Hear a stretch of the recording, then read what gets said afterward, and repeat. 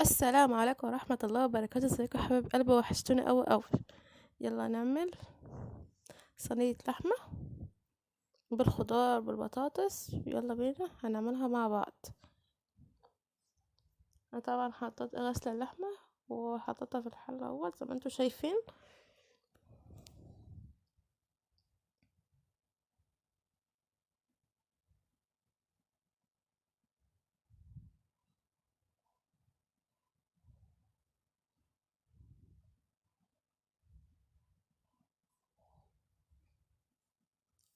النور كان قاطع في الوقت ده اساسا. حطيت بصل اهوت وطماطمية، وهنحط طبعا البهارات بتاعتها. حبهان ورق رو لازم تغسليه قبل ما تحطيه في اللحمة، في اي حاجة انت هتحطيه. فلفل اسمر وحبهان،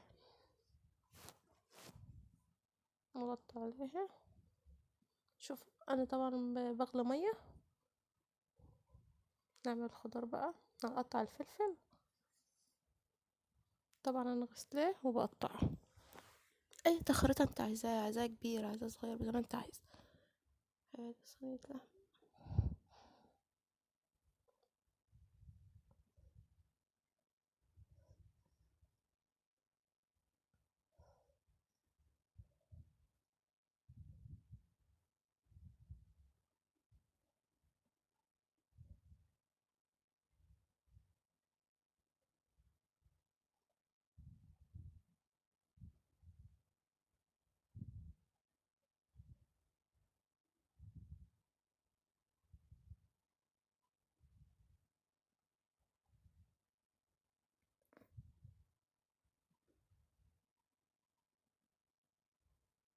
نحط الميه السخنه.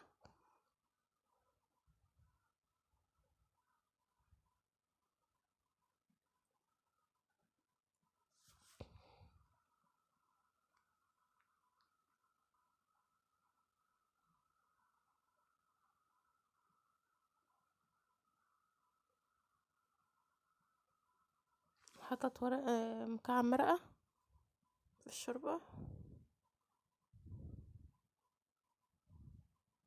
اخرط البصله.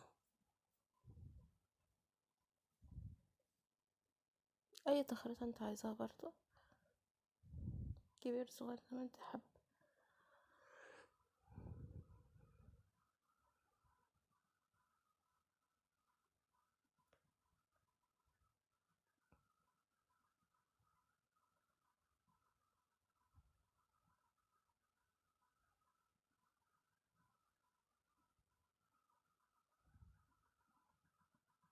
حط بهارات كمون، كزبره، فلفل اسمر وملح. انا طبعا حطيت البهارات اهوت. طبعا انا خرطت البطاطس، قشرتها وخرطتها.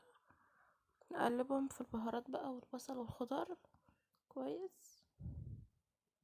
طبعا انا ضاربه شويه طماطم، نص كيلو طماطم.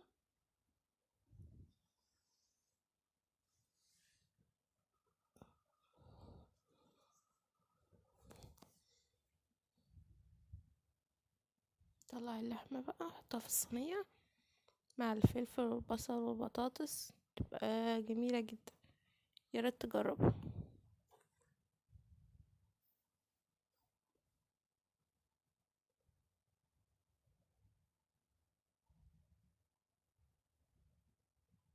طبعا اللحمه مستويه يا دوبك، بس انا هحطها على البوتاجاز، مش هحطها في الفرن دلوقتي. احمر بس، مش انا حطيت الطماطم اهو. واجيب برضو معلقتين صلصة، احط عليهم شوية شوربة واحطهم عليهم برضو. نحط الاول شوربة.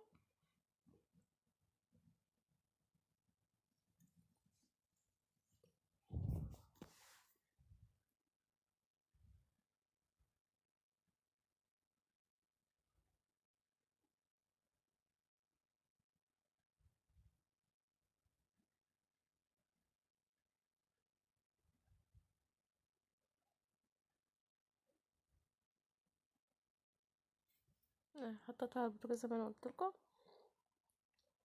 حطيت عليها شوية زيت على الوش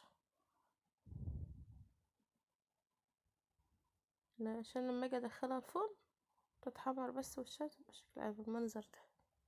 والله جميلة، يا ريت تجربوها. البطاطس مستوية زي الفل اهي، واللحمة برضك مستوية. اللي وصل لحد كده عندي كده لحد كده يعمل لي لايك بقى واشتراك في القناة. حبايب الواد الغدا بتاعنا رز ولحمة وشرب. اتفضلوا معانا حبايب قلبي، سلام.